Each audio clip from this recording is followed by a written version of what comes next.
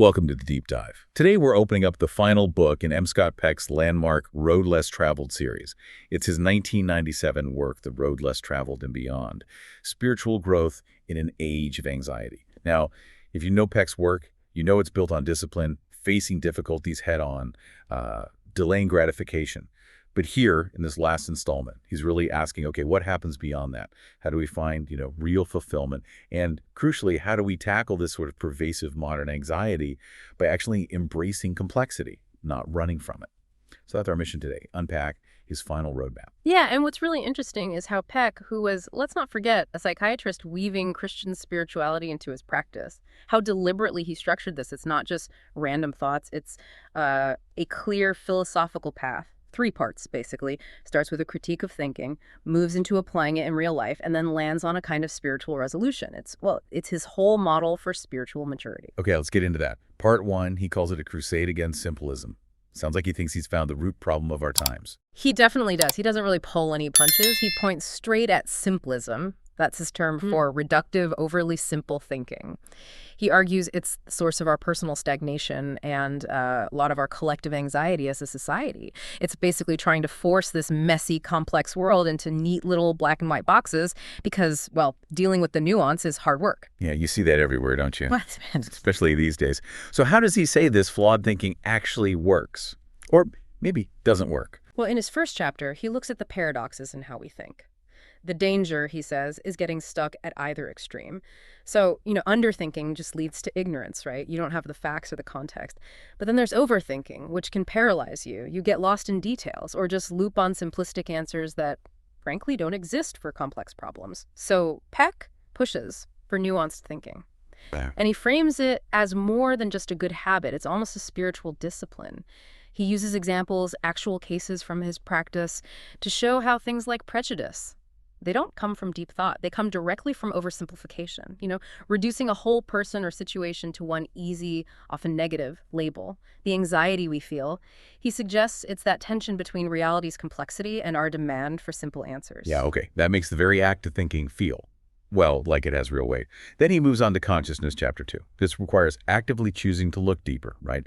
Pushing past those mental shortcuts we all take. Exactly. This is where he really tackles our internal roadblocks. We tend to just float on the surface, a kind of superficial awareness.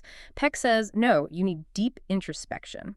And the main obstacle, he points to narcissism, often unconscious. I mean, if you're solely focused on confirming your own simple view of the world, your own self-importance, you just can't see the complexity out there. And, maybe more importantly, you can't admit the complex truth of your own flaws or mistakes. And getting to that deeper consciousness means confronting what he calls inner emptiness. That sounds pretty intense. Why is that necessary? Because clinging to simple certainties like I'm right, my group is good, these simple labels leaves no space, no room for growth. Peck argues you have to face that emptiness. Because it's only when you let go of those easy answers that you create a kind of void, a necessary space for deeper, messier, more complex truths to actually come in. It's an active choice, often painful, to say, okay, I don't know, my current view isn't enough. Which loops right back to his core idea from the very first book, the necessity of pain, of suffering. In the next section, he seems to be saying again that avoiding the truth, avoiding suffering doesn't make it vanish. It just lets anxiety fester instead. Right. And connecting it all, growth fundamentally means overcoming that self-centeredness, that narcissism, and learning to navigate real-world contradictions. Think about the constant push and pull between what I want and what the community needs, for example. Suffering, if you can see it as a teacher and not just something bad, forces you to use those discipline tools he always talks about. Delayed gratification, sure, but maybe even more key here is truth dedication. That's the commitment to constantly update your simple worldview when new, complex facts come along, even, or maybe especially, when it's uncomfortable. Okay, so part I lays out the intellectual groundwork. Reject simplism, embrace complexity, even the painful parts. But how does this actually help us in the mess of everyday life? How does Peck take us into part 2, the complexity of everyday life? Making choices, dealing with people. Part 2 is all about application, at different levels. Chapter 4 is on personal life choices. He revisits some familiar psychological ideas, but sharpens them. A really key thing he does here is distinguish between 2 ways we tend to dodge responsibility and therefore complexity. He differentiates neurosis from character disorders. That sounds a bit clinical. Can you break down how that difference actually plays out for, regular people? Oh, it's super practical, actually. Peck says both the neurotic person and the person with a character disorder are avoiding real responsibility, just in opposite directions. The neurotic individual takes on too much responsibility. They feel guilty for things way outside their control. They're over-responsible. They simplify things, ironically, by making everything their fault. Then you have the person with a character disorder. They do the opposite. They take under responsibility. For them, nothing is their fault. It's always someone else, the system, bad luck, anything but them. By simplifying it to not my fault, they avoid the messy truth of their own role in things. Peck sees both extremes, the overly guilty and the never guilty, as just different ways to dodge the complex reality that responsibility is usually shared and nuanced. That's a much clearer way to think about it. It really shows how avoiding nuance shows up inside us. And Peck uses his own life story here too, right? He does, yeah. He talks about his own path to faith, how choices about work and relationships either helped or hindered his growth. It underlines his point. You can only really make healthy choices, choices that lead to growth, once you get real about your actual complex level of responsibility in any situation. And then he scales this up. Organizationally, in the next chapter, he talks about how this avoidance of complexity infects groups, leadership, his critique of narcissistic leadership. Absolutely. Think about a leader who constantly frames things simply. We're the good guys, they're the bad guys, or my successes are all me, failures are someone else's fault. That denial of complexity poisons the whole organization. So he strongly advocates for what he called community building. This came directly out of his work with the Foundation for Community Encouragement. It's all about high-quality communication, digging into the complexities to break down walls. He basically says a group's spiritual maturity is just the sum total of its members' ability to handle nuance. Right.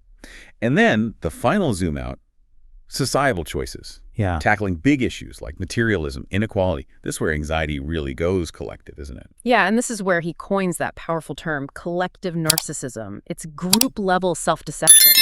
A whole nation, a whole culture, convinced of its own essential goodness, its moral superiority, always blaming its problems on some external enemy. He argues this collective simplism, this refusal to look at our own complex national flaws, is a major driver of societal anxiety and division. So he calls for policies that are compassionate, yes, but also paradox-embracing.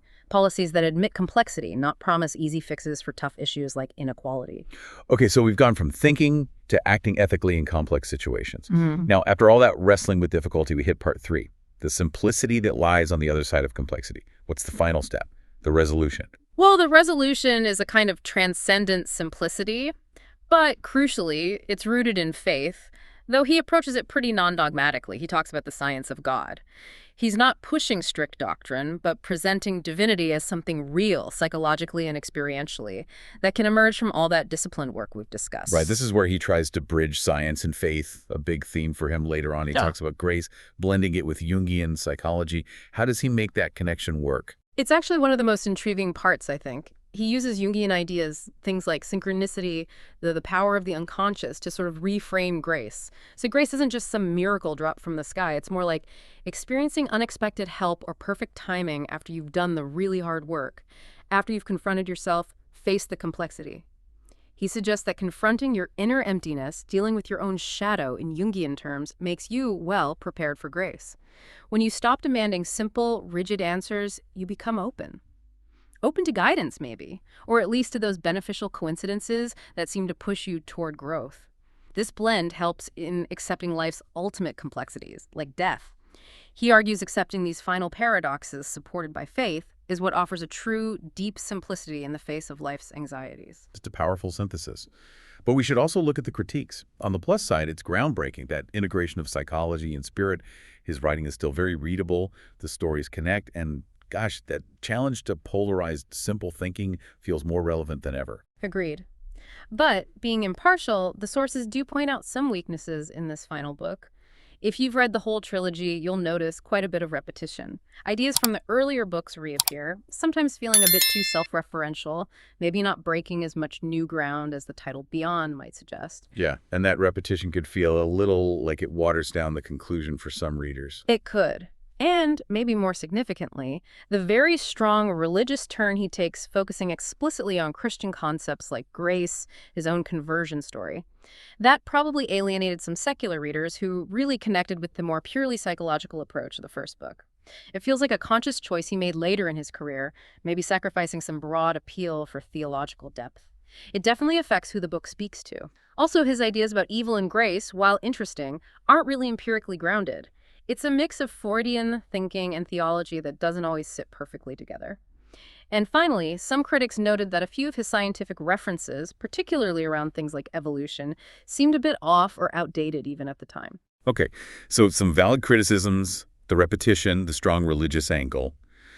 But even with those, that core message about tackling anxiety by facing complexity, it still packs a punch, doesn't it? Oh, absolutely. If you boil it down, the journey he maps out is start with intellectual honesty about simplism, move to ethical action in the messy real world, and sustain it by embracing paradox, using discipline, and finding faith. It's really a call to choose responsibility, choose love, even when easy answers feel so much more comfortable. A dense journey, for sure. The fundamental point seems to be that integrity isn't about finding easy answers. It's about the struggle with complexity, resisting that pull toward simplism day in, day out. So maybe here's a final thought for you to chew on.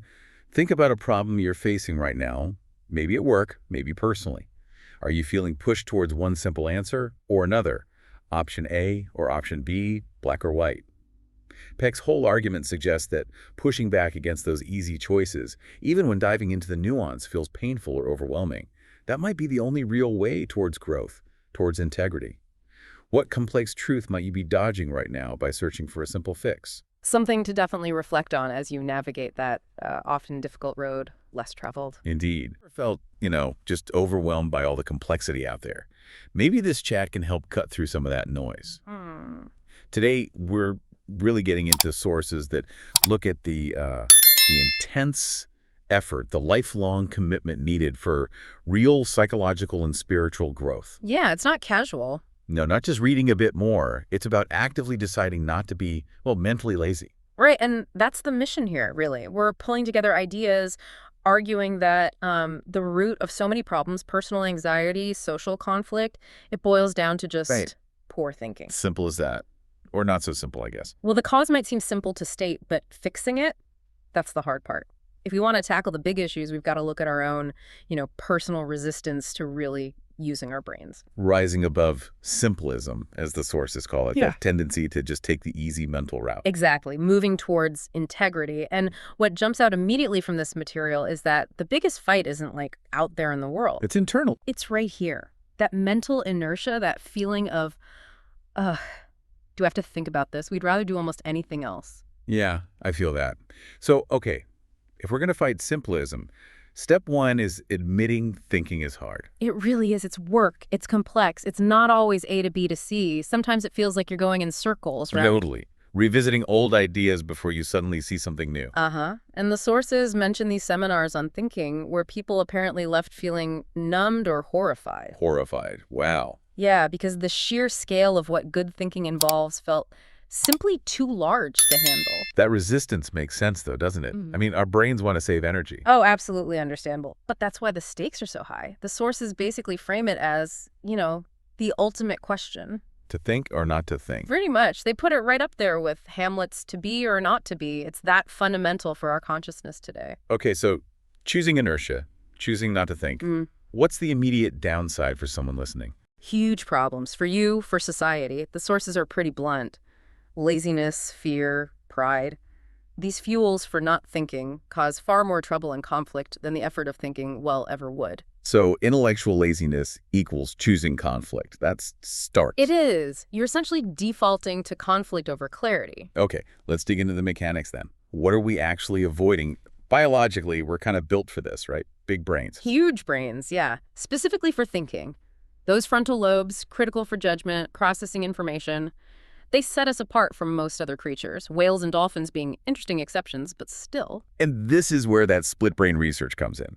That gives us a clue about how we know things. A massive clue. The sources call it an epistemological implication, which is just a fancy way of saying it tells us something fundamental about knowledge itself. We have at least two basic ways of knowing things. Two ways. Okay, lay them out for us. So the left brain, that's your analyst. It loves deduction, takes a whole thing, a concept, a situation, and breaks it down, labels the parts. The details guy. Exactly. Then the right brain, that's more your intuition, the synthesizer. It's good at induction. Takes all those scattered pieces and makes connections, sees the bigger picture, finds the meaning. makes a new whole. Ah, like the example they use with the heater. Yeah, perfect example. Show a split brain patient an electric heater. The left brain can list the parts. Box, cord, filaments, electricity makes heat.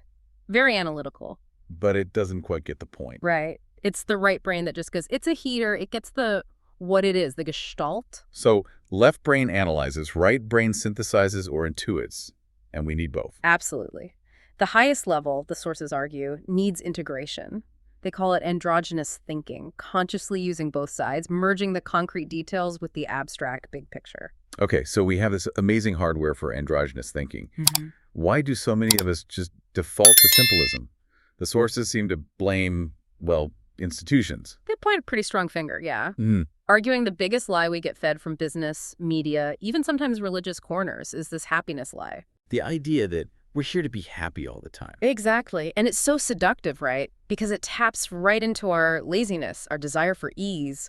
Plus, it sells stuff. It's toxic, though. If you're not happy, you feel like you're failing. But the sources flip that entirely. They say our finest moments, our biggest growth spurts often happen when we're uncomfortable, struggling, searching. Or coasting. Definitely not. Growth needs friction. And chasing constant ease just makes us go along with things we shouldn't. Like social pressure. Becoming co-conspirators, as they put it. Yeah, buying into simplistic stuff just to fit in, to go along, to get along. Avoid the pain of being different. Like those examples, Sally, who married early under pressure and regretted not choosing her own path. Right. Sacrificed her own timing for conformity. Or Bill, the guy who wanted to be a nurse but felt forced into the corporate man mold. Yeah, they paid a huge long-term price denial, regret, because that short-term pain of not fitting in seemed too high at the time. And that's simplism right there, using assumptions, stereotypes, labels. Totally. Like reducing politics to bleeding heart this or hard nose that. Yeah. Or judging someone's spirituality by their denomination. Labels are shortcuts. Avoids the hard work of understanding the actual substance. Exactly. And the sources remind us, especially spiritually, God or whatever higher power you conceive of cares about substance, not the label you stick on it. Okay, speaking of substance, this next claim is pretty radical. That all psychiatric disorders are basically thinking disorders. It's a challenging idea, for sure, but they connect specific mental health issues to specific ways thinking goes wrong. Also, Well, think about it. Narcissists, they literally struggle to think about others' needs or perspectives. okay. Obsessive compulsives get lost in the details. They can't easily think about the big picture. Right, but get stuck. And passive dependent people, they resist thinking for themselves. That's the root of that pathological dependency. And often this resistance isn't even conscious, is it? Like that story about John in therapy. Oh, the map story. Yeah, perfect illustration. 4 years in therapy, wants to change, but his therapist gives him a simple map for a shortcut. And he keeps losing it. Repeatedly. It wasn't the therapy he resisted, it was the change itself. The small effort of looking at the map, changing his routine. He unconsciously chose the familiar hassle over reformulating his assumptions. Wow.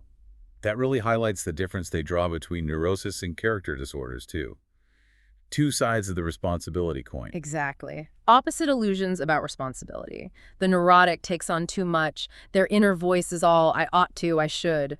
Always their fault. Right. It avoids the scary feeling of setting a boundary and saying, no, you're wrong. They feel overly responsible, like they have too much control. And the character disorder. Assumes the world is at fault. I can't, I had to. They take on too little responsibility. They feel powerless, like they have no choice. So both are ways to avoid the messy reality of shared, limited responsibility. Precisely. They maintain an illusion of control, either total or none, rather than deal with complexity. But then again, some illusions are healthy. Paradox alert. Okay, explain healthy illusions. Well, things like romantic love, the initial, this person will complete me feeling, or thinking raising kids will be mostly fun, not incredibly hard work. Keeps us going. Yeah, they motivate us, encourage us to take leaps. But, and this is key, integrity means being willing to let go of those illusions when they bump up against reality. So don't cling to the illusion when the facts change. That ability to let go, to face reality even when it hurts, that's the path of integrity. That's it. And if the goal isn't constant happiness, the sources say the real purpose of life is just to learn, to evolve, especially in adulthood. Making the biggest leaps later in life, often. Which brings us to smart selfishness. Sounds bad, but it's not. Okay, differentiate smart from stupid selfishness. Stupid selfishness tries to dodge all pain. Any discomfort is bad. Avoid, avoid, avoid. And smart selfishness. Is discerning. It's about actively choosing which suffering is useful, like the existential pain of growth, of humility, of giving something up for a greater good, versus pointless suffering, like neurotic anxiety or avoidable physical pain. Choosing your pain wisely. You got it. And if you choose that path, choose to think with integrity. You're going to hit paradox. Well, guaranteed. because reality is paradoxical. Deep down, yes. Simple things are complex. Contradictory things often coexist, like good and evil living side by side. Integrity means holding those contradictions without feeling like you're losing your mind. So if something seems too neat, too simple, be suspicious. That probably means you haven't grasped the whole picture yet. Integrity demands wholeness. And getting to that wholeness, this sounds like the hardest part, requires unlearning. Oh, yeah. That's painful. It means giving up parts of yourself, habits, beliefs, defenses that might have served you well once, but now hold you back. Like that father learning to lose at chess to win at parenting. Perfect example. He had to consciously kill that competitive drive in that context. It feels like a small death, letting go of a part of yourself. Necessary for evolution, but it hurts. And all this internal work, the Right. thinking, the unlearning, it connects directly to how we deal with others, right? Communication. Absolutely. The sources are clear. You can't communicate well if you don't listen well. And you can't listen well. Unless you're thinking well.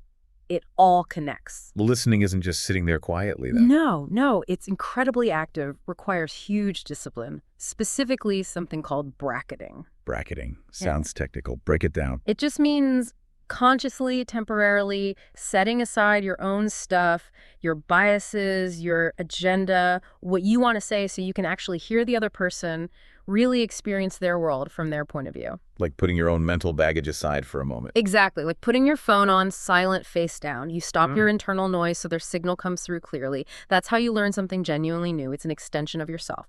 Which takes vulnerability. You can't do that if you're trying to project this image of, like, having it all figured out. Right, that whole macho thing of being invulnerable, it makes you ineffective, unapproachable. So to actually help anyone or be effective, You have to stay open to being wounded yourself. That's the wounded healer idea. You need that openness to feel, to learn. That's part of smart selfishness too. it all circles back.